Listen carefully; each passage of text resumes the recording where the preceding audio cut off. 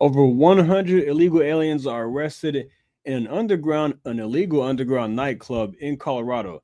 Let's check it out. From the White House to an underground nightclub in Colorado, where the DEA says it arrested more than 100 illegal immigrants in an overnight raid. It happened at around 3:45 in the morning in Colorado Springs. It's about an hour south of Denver. Now, video of the raid shows an armed agent standing by as dozens of people hold their hands up and behind their heads, and some of them are lined up against the wall. But here's the curious thing. In addition to all those illegal immigrants the DEA says it detained, there were also more than a dozen active duty U.S. soldiers who were also inside the club. They were handed over to the military. Officials say some of those troops appear to be running security at the club, where agents found methamphetamines and powdered drugs, including pink cocaine. The DEA monitored this nightclub for months, and during that time, they say they saw prostitution and drug trafficking, as well as members of the Hells Angels, MS-13, and Tren de Aragua, all going in and out of that club. Wow. Joining me now is Jonathan Paul.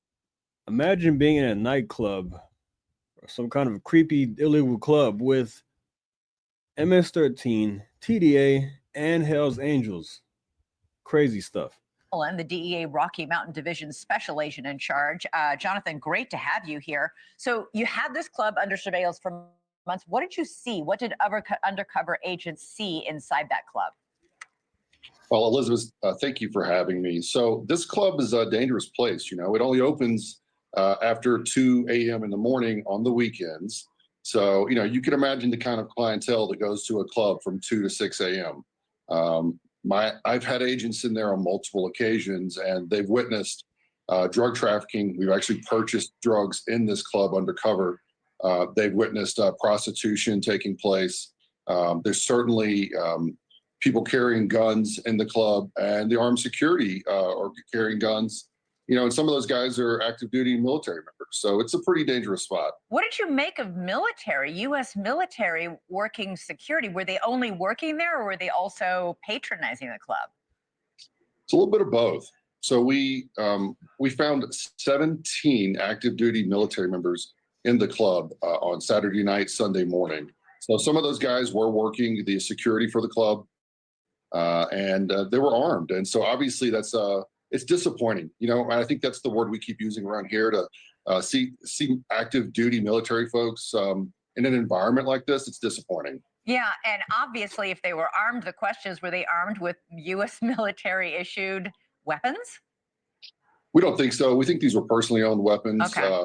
In fact, you know, once we hit the place, you know, a lot of these folks literally dropped their weapons on the floor, threw them in a closet. Right. And we recovered some of them there. We had one guy who actually ran from the location in the video you're showing now, and he was tackled to the ground. And as he was tackled to the ground, he threw his gun underneath a car. Luckily, the agent who was with him saw him do that, and were able to recover that weapon. And apparently, you've gotten there have been numerous 911 calls from neighbors who are in the area or in the vicinity reporting something going. What were those 911 calls? So there's been calls for shootings at the club, outside in the parking lot. There's been calls about drug trafficking, overdoses. In fact, there was a person who overdosed at this club a few weeks ago. They didn't want to call the cops there, so somebody drove him down the street about a mile, dumped him out, and then they called 911. So just a den of iniquity at this place. Just a bunch of madness going on in that place. Overdoses, prostitution, drug usage, drug selling, guns, all kinds of crazy stuff. I wouldn't want to spend 5 minutes in this place. Yeah. How long do you think this club has been up and operating? It's been going for a number of months. It's actually had been at a few different addresses across Colorado Springs, and it's been at this address for a few months. And that's when it kind of became on our radar, and we started doing some surveillance on it. All right. So there were about 200 people in the club, and you say more than half of them, 114 of them, were all here in this country illegally? That's right. So we knew from our undercover work and our surveillance that we were going to have a high number of illegal aliens in the club. So we brought ICE along with us. Listen, we had 10 federal agencies out there with us, along with 2 sheriff's departments and the police department. And so, listen, we knew the illegal aliens were going to be there. So we brought ICE, CRO. We knew there were going to be guns. So we brought ATF. We were looking at some money laundering angles. So we brought IRS, FBI was with us. The list goes on and on. So, can you tell me anything about who you arrested? The people who were here illegally, men, women. What countries are they from? Actually, I have a list right here. There are a number of men and women. Both there were more men that went into custody than women, but so far I've got a list of Guatemala, Cuba, El Salvador, Mexico, Venezuela, Colombia, Nicaragua, Chile, and Honduras. Wow. Wow. I've got to ask, how did all these people from all these countries find their way to this part of Colorado and this nightclub? Kind of a rough part of town, to be frank with you. I Okay. drove through there last week before this operation, and I saw a couple of guys with tattoos on their face. That's a marker to me. I don't know if it is to everybody else, but it's a rough part of town. And listen, it's an underground club. Once the other clubs in town empty out, word gets out, on social media or through apps that these guys use, and they say, "Hey, we're going to this spot tonight," and they show up. But listen, there's people in that neighborhood. Wonder if that guy in pink was the one selling the pink cocaine or whatever it is that's going out. But nothing good happens from 2 a.m. to 6 a.m. at a nightclub. Nothing good happens. When everything shuts down and you're still out partying at a place that is being illegally run, nothing good comes out of it. Even though it's a rough part of town, who are good, hardworking people. In fact, there was a man who called my office this morning. He was the neighbor. He lived across the street from this club. He'd been nervous and worried for months because of what's happening. He even told his family and his kids, "Hey, we're not going over there on the weekends. It's too dangerous." So he called and thanked my agents in a voicemail this morning. I can't tell you how much that means to the DA agent and all the people in law enforcement who supported this operation. I can only imagine that meant a lot. Very quickly, we know that some of the undercover agents had reported they had seen members of MS-13, Tren de Aragua, even Hell's Angels at this club. Have you been able to confirm that, in fact, you had members of those three gangs there? They were definitely there in previous occasions, and only half the people that were arrested have been processed as of this morning. So the other half were getting processed today. As you can imagine, they didn't have their gangster card in their wallet. So we're still trying to figure out if they were affiliated with TDA or MS-13. Okay. I take it you're making a bit of a joke there. Jonathan Pullen, thanks so much. Really appreciate Excellent work. Excellent work by these brave men and women. But here's what Pam Bondi has to say about that. So she's going to talk about that a little bit. But I also want to play after this what happened with the guy who got Kristi Noem's purse. So we'll get into that after we watch this video here. As President Trump is going to mark 100 days in office tomorrow. Today, he is highlighting his border agenda. Attorney General Pam Bondi is here now, and she has everything to do with the video you just saw in Colorado Springs.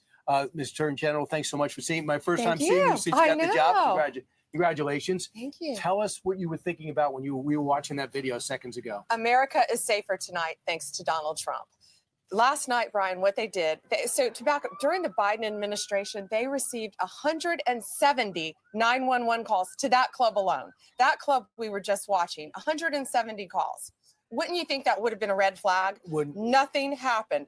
Guns, shootings, ag batteries, nothing happened. So under Donald Trump, DEA, FBI, U.S. Marshals, ATF, ICE, everyone went in together. DEA led this investigation, went in, got 115 illegal immigrants, aliens in our country, arrested them, 2 with warrants, 12 guns seized. So what would happen in this club is you would go in, security would give you a menu of drugs, cocaine, there's something new called pink cocaine, meth, you could go in a bathroom stall, get that, there was prostitution, all these things going on. And we just now identified a member of Sinaloa cartel was also in there. Man. So that's interesting because it's not a sanctuary city, right? No. Denver is. But Colorado Springs. Colorado has become a hotbed for illegals, period. Especially this kind of activity right here. So you get a menu when you walk into the club, and you get a list of drugs to choose from. I mean, of course, this is not the first time this has happened in history, but it's just amazing to see that Biden did nothing about this, and this is going on in our country because of open borders. Our country became much more dangerous because of this nonsense.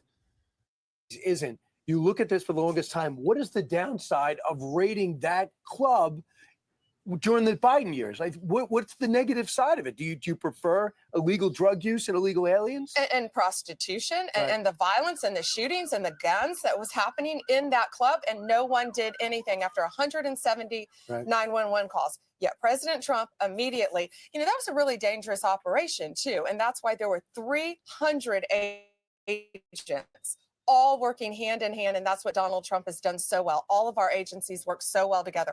Went in there, got these bad guys out, 115 arrests, 12 guns off the streets, lots of drugs off the streets now, less prostitution as a result of it. It's so interesting. I know Kellyanne Conway did a great job focusing on fentanyl when it started. All right, so that is Pam Bondi and what she had to say about that.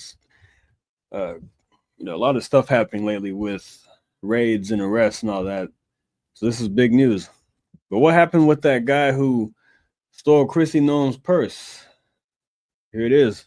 Agencies is absolutely a good thing. I also want to get your take on a situation that unfolded in Washington, D.C. Of all the idiotic things an illegal immigrant could do, one of them allegedly stole DHS Secretary Kristi Noem's purse.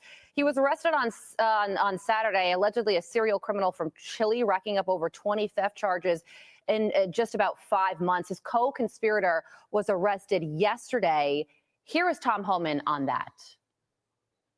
If you're going to rob from the Secretary of Homeland Security, that means you're going to do just about anything. So he picked the wrong target. They got right on it. He's now arrested. He'll be held accountable. Secretary Noem is no nonsense secretary, and she's going to continue to enforce the law. So I think this is a pure example of illegal aliens committing crimes across the cities, big and small. U.S. Attorney Ed Martin came out and said that Kristi Noem was likely targeted not because of her position as DHS secretary, but because she did have a luxury handbag with her. But imagine being these two people the moment they realize that they messed with the wrong person. So your thoughts on this situation? So this looks like it was a South American theft group. We've had some issues, with them throughout the United States, and this guy just saw a target of opportunity, which is incredible that he targeted Secretary Kristi Noem for Department of Homeland Security. She has a protection detail. We don't know if it was there with her or not, but he was able to abscond with her bag from inside of a restaurant that she was in. This just goes to show the level of crime that these illegal aliens are willing to go to get what they want. Yeah, and then another big news item when it comes to illegal immigration is what's going on. Man, this guy wasn't illegal. Stole her purse, a part of a theft gang. The media was hoping it would be somebody else. But no, it wasn't illegal. So I don't know if her detail was worth it. Maybe they were outside and she wanted to just be with the family. On the inside, maybe they were in place in different areas of the restaurant, but not close by. That's my assumption, because there's no reason why somebody should have been able to get that close to her. I'm thinking that she came there with detail. Then maybe they were waiting outside. Maybe they were like by the door, exits or whatever. Who knows? But hey, this guy got caught, and yeah, glad it happened. But going to leave that right there. Like and subscribe, and I'll see you next time. Thank you. Take care.